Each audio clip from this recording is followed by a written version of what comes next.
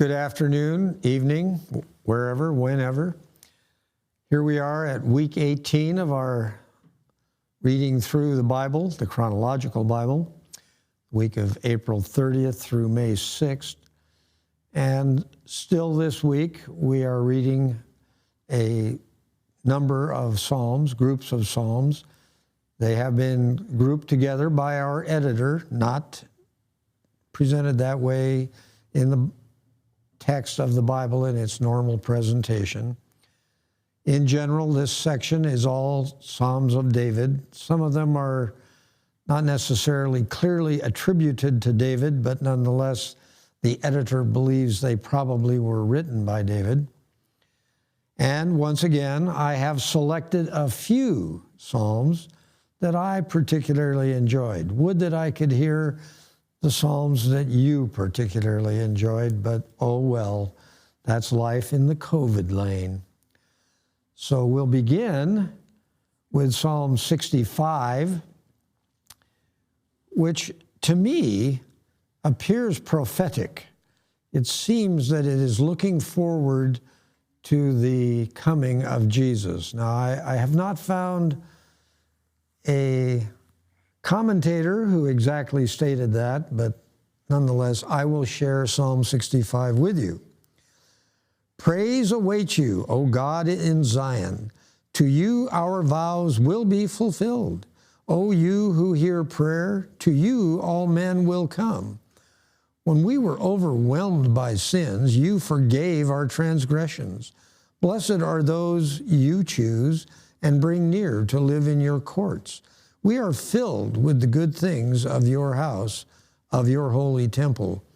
You answer us with awesome deeds of righteousness, O God, our Savior, the hope of all the ends of the earth and of the farthest seas, who formed the mountains by your power, having armed yourself with strength, who stilled the roaring of the seas and the roaring of the waves and the turmoil of the nations.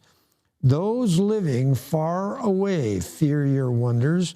Where morning dawns and evening fades, you call forth songs of joy. My claim that this is looking forward to Jesus is based on the fact that it's describing the whole earth being forgiven. It seems to me that's what it's saying. So that's my story on Psalm 65. You can comment negatively, positively, or not at all. I would like to read Psalm 94. Psalm 94 emphasizes, and I like this emphasis, that God really hates arrogance and notes that being corrected by God is a huge blessing. So I will read Psalm 94. O Lord, the God who avenges, O God who avenges, shine forth. Rise up, O Judge of the earth. Pay back to the proud what they deserve. How long will the wicked, O Lord, how long will the wicked be jubilant? They pour out arrogant words. All the evildoers are full of boasting. They crush your people, O Lord. They oppress your inheritance. They slay the widow and the alien. They murder the fatherless. They say, the Lord does not see. The God of Jacob pays no heed. Take heed, you senseless ones among the people, you fools. When will you become wise? Does he who implanted the ear not hear? Does he who formed the eye not see? Does he who disciplines nations not punish? Does he who teaches man lack knowledge? The Lord knows the thoughts of man. He knows that they are futile. Blessed is the man you discipline, O Lord, the man you teach from your law. You grant him relief from days of trouble, till a pit is dug for the wicked. For the Lord will not reject his people. He will never forsake his inheritance. Judgment will again be founded on righteousness, and all the upright in heart will follow it. So quite a promise, and one that we should try to be strengthened by day, I think. And I would like to read a portion, at least, of Psalm 98 that declares that God has been revealed to all the nations. And it just says it's a psalm. It doesn't say it's a psalm of David, but our editor thinks it is. Sing to the Lord a new song, for he has done marvelous things. His right hand and his holy arm have worked salvation for him. The Lord has made his salvation known and revealed his righteousness to the nations. He has remembered his love and has his faithfulness to the house of Israel. All the ends of the earth have seen the salvation of our God. Shout for joy to the Lord, all the earth. Burst into jubilant song with music. Make music to the Lord with the harp and the sound of singing, with trumpets and the blast of the ram's horn. Shout for joy before the Lord, the King. I would like to now read Psalm 104, and I feel that this psalm eloquently presents the wonders of God's creation.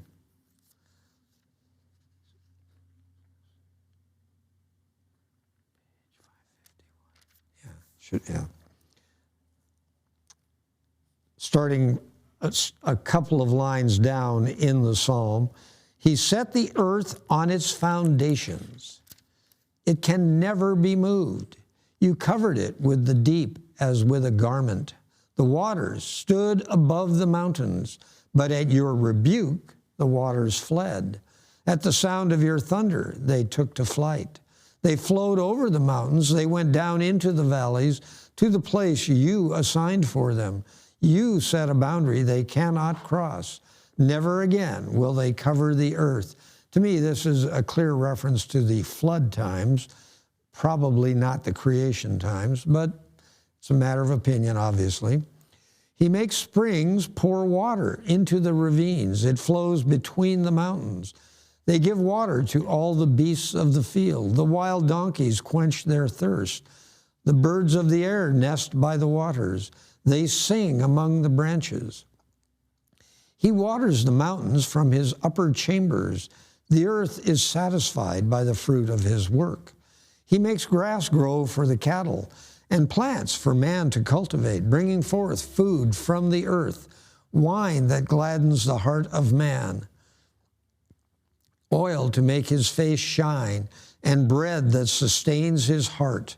The trees of the Lord are well watered. The cedars of Lebanon that he planted, there the birds make their nests. The stork has its home in the pine trees. The high mountains belong to the wild goats. The crags are a refuge for the conies. I find that particular, it says that coney is a hyrax or rock badger. I couldn't comment on that. The moon marks off the seasons, and the sun knows when to go down. You bring darkness, it becomes night. And all the beasts of the forest prowl. The lions roar for their prey and seek their food from God. The sun rises and they steal away. They return and lie down in their dens. Then man goes out to his work. Then I would like to read a portion of Psalm 119, only a portion. Psalm 119, according to our author's footnote, and I've read this elsewhere, so I believe it, is that this is an acrostic, the entire psalm is an acrostic, and that there is a stanza for each letter of the Hebrew alphabet. I find it interesting because some of the letters, the names I recognize as being the same name as the Arabic alphabet. And I'll start with Nun, the letter N. And I'll read that one section. And that is literally the same name. It's not written the same way in Arabic, but the same name that the letter N, Nun, is given in Arabic. And incidentally, it's very, very similar without the last N as the Greek alphabet. Your word is a lamp to my feet and a light for my path. That should bring to mind a song for you. I have taken an oath and confirmed it, that I will follow your righteous laws. I have suffered much. Preserve my life, O Lord, according to your word. Accept, O Lord, the willing praise of my mouth, and teach me your laws. Though I constantly take my life in my hands, I will not forget your law. The wicked have set a snare for me, but I have not strayed from your precepts. Kind of a bold claim, which I certainly couldn't make. Your statutes are my heritage forever. They are the joy of my heart. My heart is set on keeping your decrees to the very end. And I'd like to also read the letter that is identified as Pe, P-E, and I would note to you an interesting fact. In classical Arabic, there is no such sound. Little children whom we've met in Libya cannot say the P sound. It is not within their ability to say that. So when we named our cat Puff, it became Buff because there is only a B in Arabic, no P. Strangely enough, the Egyptian Arabic, they have added another letter, which is the P sound. So here we are, still in Psalm 119, under the letter Pe. Your statutes are wonderful, therefore I obey them. The unfolding of your words gives light. It gives understanding to the simple. I open my mouth and pant, longing for your commands. Turn to me and have mercy on me, as you always do to those who love your name. Direct my footsteps according to your word. Let no sin rule over me. Redeem me from the oppression of men, that I may obey your precepts. Make your face shine upon your servant, and teach me your decrees. Streams of tears flow from my eyes, for your law is not obeyed. And streams of tears result when we don't obey that law as well, not just when others don't obey it. On page, your page numbers are different than mine. I'd like to read Psalm 139. I have it here somewhere. And I strongly agree with our editor's comment at the start of this, and this one is clearly a Psalm of David. The editor writes, the wonder of God's total familiarity with each life. Every human's life on this earth is well known to God. Everything we think and do is known to God, which, of course, at least for me, demands constant pleas for mercy. O Lord, you have searched me, and you know me. You know when I sit and when I rise. You perceive my thoughts from afar. You discern my going out and my lying down. You are familiar with all my ways. Before a word is on my tongue, you know it completely, O Lord. You hem me in behind and before. You have laid your hand upon me. Such knowledge is too wonderful for me, too lofty for me to attain. Where can I go from your spirit? Where can I flee from your presence? If I go up to the heavens, you are there. If I make my bed in the depths, you are there. If I rise on the wings of the dawn, if I settle on the far side of the sea, even there your hand will guide me. Your right hand will hold me fast. That is very encouraging to me, that God knows everything about me, and I continue to be hopeful that he will be merciful when I fail to do his will. And the final passage I would like to read is just the very end of Psalm 38, which points out, goes with what I just read about knowing everything about me, that my only hope is in the Lord. For I am about to fall, and my pain is ever with me. I confess my iniquity. I am troubled by my sin. Many are those who are my vigorous enemies. Those who hate me without reason are numerous. Those who repay my good with evil slander me when I pursue what is good. O Lord, do not forsake me. Be not far from me, O my God. Come quickly to help me, O Lord, my Savior.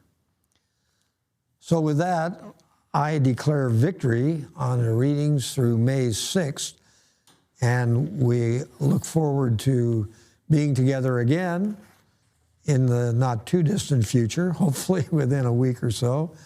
So with that, we will look forward to another week of Psalms primarily. We will be reading Psalms and some Proverbs in the coming week. Thank you again.